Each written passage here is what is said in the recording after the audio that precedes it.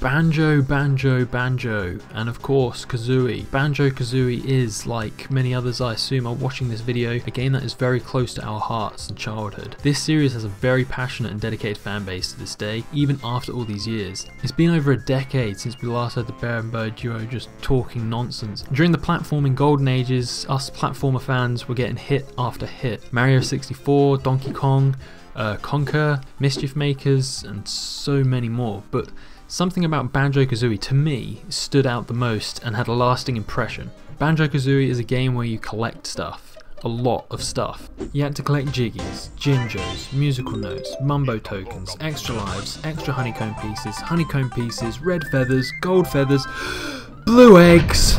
And that's not even counting all the abilities that you find online throughout the game. And then we had Banjo-Tooie, which was the same but amplified. Just to name a few, you got fire eggs, grenade eggs, ice eggs, clockwork Kazooie eggs, and lots of levels had their own unique collectibles, like collecting grubby factory workers' clothes in Grunty Industries. Now while that seems like a lot, that was a big part of the fun here. The first game sprawled 9 levels, all unique, full of secrets, full of characters, and thoroughly engaging. The uniqueness of learning new abilities throughout your playthrough was one of my favourite aspects in the game. The somewhat eerie atmosphere of the hub world, with its spiralling and forking paths, that too was a joy to navigate. There was just so much mystery to it as well. Wondering whether you would have acquired enough notes to progress through the next musical note door, or if you hit a roadblock where it seemed impossible to progress, this just probably meant that you had missed an ability in a previous level that will enable you to advance further into Grunty's lair. And you have the characters, all speaking absolute bollocks gibberish, which I loved. Their cartoonish personalities brought out the humour of the game. This was something that, aside from Conker, other platforms hadn't really achieved at that point. Rare were creating a world full of these different characters, breathing more life into the game. The musical score by Grant Kirkhope is fantastic. Each world had an earworm of a jingle. I still sometimes catch myself whistling Grunty's lair every now and then. The whole team created something truly great, a game that would have fans coming back to over and over again. I personally don't think I truly appreciated the series until I replayed them when they were re-released on the Xbox 360, as up until that point I'd only really played them a couple times when I was a kid. Everything about Banjo-Kazooie was incredible. The game launched on the Nintendo 64 on June 29th, 1998 in North America, and in the EU a month later on July 17th. So 2 years after that, well at least for the North America folk, Banjo-Tooie released on the 20th of November 2000 and 1st of April 2001 for the EU. Banjo-Tooie seems to have had a polarising reaction on the players regarding one thing, and that being the world design. This time around everything was twice, if not 3 times bigger than the first entry. It was massive. What seemed unwieldy to some though was a delight to others. The world's now connected through hidden intricate secret paths. Each level that connected to each other granted you access to different parts of the game. I found everything about Banjo-Tooie great, and in some ways I do prefer it over Banjo-Kazooie. They capitalised on the thrilling mystery and sense of discovery from Banjo-Kazooie and brought it over into Banjo-Tooie. And at the end of the game, after you defeat Grunty's drill thing, which actually while we're on this, the final boss to this game was kind of a letdown. Anyway, a fairly long cutscene plays out. Right before the game cuts to black, Grunty says,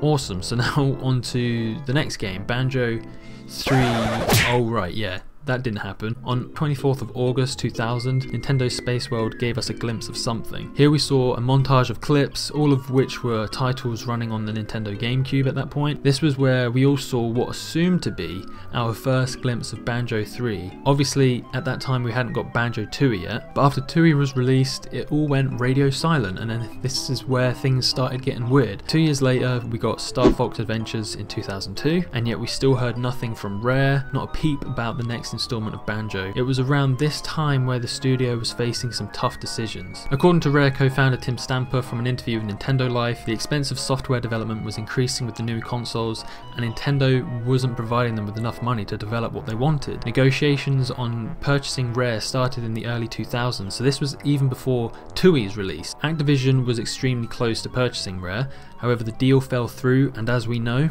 Microsoft swooped in and bought Rare. Why Nintendo never bought Rare, we don't know. Even Tim Stamper himself doesn't know. And you would think Nintendo and Rare would get on great at that point. Rare was doing some fantastic work and they were all super talented. Ever since the Microsoft relationship, fans were skeptical. However, Microsoft did allow Rare to continue making games for Nintendo's handhelds for some time. We even got some Banjo GBA games during this partnership, Grunty's Revenge and Banjo Pilot. Years went by and we heard nothing about a new mainline Banjo game. And it's not like Rare weren't releasing games. We got grabbed by the Ghoulies for the Xbox, which I really enjoyed my time with that game. We were also taken aback with Conquer Live and Reloaded, or rather Conquer the Censored Edition. However, neither of these titles were Banjo Threeie.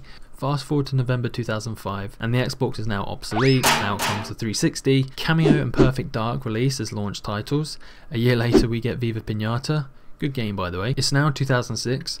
What is happening with Banjo? And then out of nowhere at Microsoft X06 event, Banjo Threeie is teased. And with this E3 teaser we were over the moon. We were finally getting a Banjo Threeie, a true next-gen Banjo-Kazooie game. What new unique worlds will they design? How big will they be? Will they be bigger than Banjo-Tooie? Will they be smaller in scale like Banjo-Kazooie? How is the hub world going to be? What's that going to be like? What new moves will we learn? What new collectibles? All of us Banjo fans couldn't wait to hear more. We just wanted to know about the next installment of the game. At E3 2008 we got our first true trailer for the next Banjo game, and it was Banjo but Cars.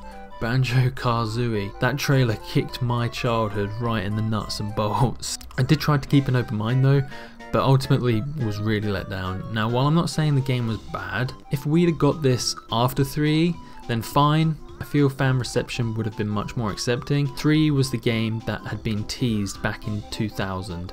What happened? Since this reveal, Microsoft has been the target for fanfire, blaming Microsoft for ruining Rare. However, through interviews with Greg Mayles, it sounds like Microsoft weren't the ones who tarnished Banjo and Kazooie. It was revealed that before nuts and bolts, they had 2 other concepts in mind. I'd got bored doing the previous formula, and the first idea was to actually do a remake of Banjo 1.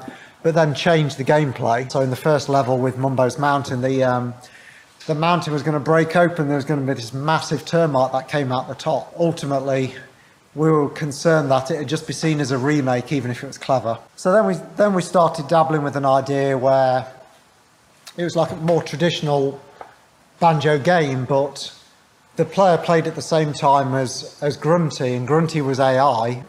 We kind of turned that one down because of the problems with AI. So kind of third time lucky, I looked for a way to try and make the travelling fun. And kind of hit upon the idea that rather than the character walking, what about if he rode, hence the creation of vehicles. The game was a huge letdown for myself and many fans. There are a lot who still praise this game and stand by it, and again I agree to some extent that I did enjoy myself at times, but this was the first Banjo game that I haven't gone back to more than once. I honestly can't remember how many times I've replayed through Banjo-Kazooie and Tooie to 100% completion, but with nuts and bolts it was just one and done. The worlds were dead and felt lifeless. It felt lonely. No more satisfaction of exploring. They were all forgettable, at least to me. I will say though that the hub world, Showdown Town, was pretty great. There was a lot to uncover, and similar to the other games you did need certain upgrades to progress. This was the only real part of Banjo left, but the game came and went, and again, silence. Fans announcing the series was dead, that Microsoft now put their foot down. Fast forward to September 2012, where out of the blue a handful of former Rare employees announced their interest in wanting to create a spiritual successor to Banjo-Kazooie. This was a big deal. We'd gone 4 years without hearing anything about another Banjo. For all we knew,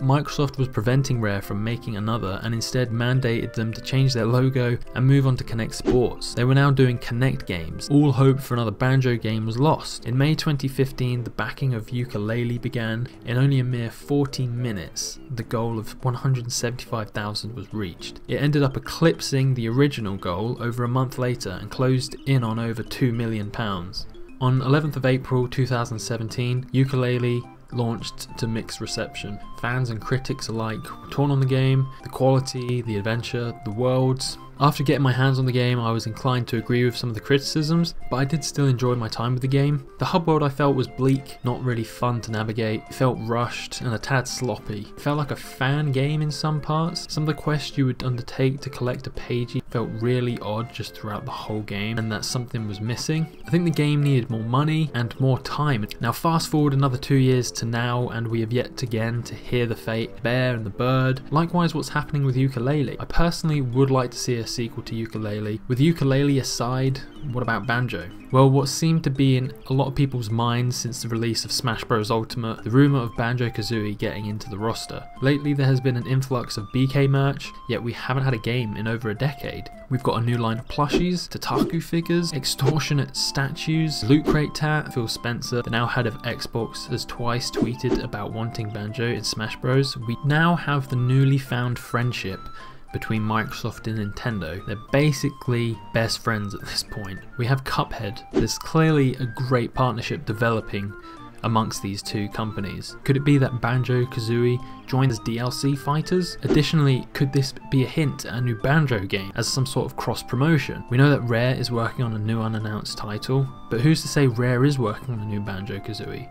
They've outsourced Battletoads, they also outsourced Killer Instinct, the latter of which performed extremely well. The hunger for Banjo Threeie is still there. Whilst I do think the optimism of the future of Banjo has dropped significantly, with a lot of people saying that the Rare of today is not the Rare of yesteryear, and that the Banjo Threeie we would get now would be a disappointment and that we wouldn't want it. Rare being different now is true. They have left their reign of genre-defying experiences in the past. Sea of Thieves, though, being a good move in the right direction. Again, even if we were to get one now, 11 years later and 19 years since the last true installment of the mainline series, would it really live up to expectations? Just like how Half-Life 3 got ghosted, has it gotten to the point where it's been too long and making the long-awaited title would be a bad move? People change, genres evolve, and development teams adapt to new things and engage in new technologies. We even have the creator of Conker saying himself that if he were to make a new Conker game, it wouldn't be what the fans want, because he's changed so much as a person and his humour and everything else about him back then has completely changed. I frequent the Banjo-Kazooie subreddit, and it's a really nice community with like-minded, passionate fans. All of us share that same enjoyment of the series, but also that same level of speculation when we hear about rumours, because there's been so many over the past years. The game itself though has stuck with us for years and years. I wonder what the future of Rare would have been like under Nintendo's umbrella. Would we have had our true trilogy?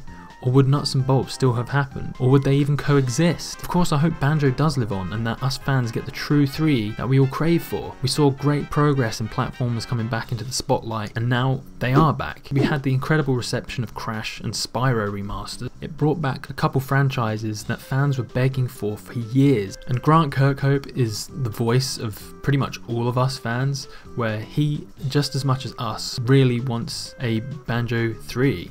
But until then, we can only wonder what could have been Banjo Threeie.